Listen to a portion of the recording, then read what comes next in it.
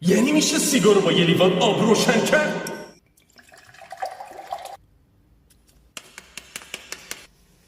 حالا اگه اینو بریزیم رو این چه اتفاقی میفته؟ What؟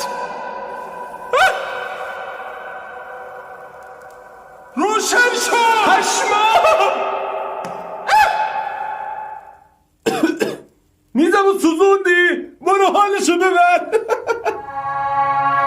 اخطار! این ویدیو تا دست خطر داره، پس لطفاً بی جنبه بازی در نیارید و فقط نگاه کنید. خداحافظ. سلام فرسارمی، خوش اومدید به یه ویدیو دیگه. چند وقت این ویدیو بر من خیلی ارسال میشه و این داداشمون میگه اگه یه قطره آب بریزی روی سیگار میتونی باش روشنش کنی.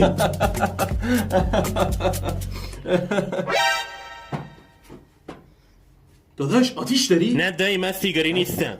شما آتیش نداری؟ نه ولی آب بریز روشن بشه. با چی؟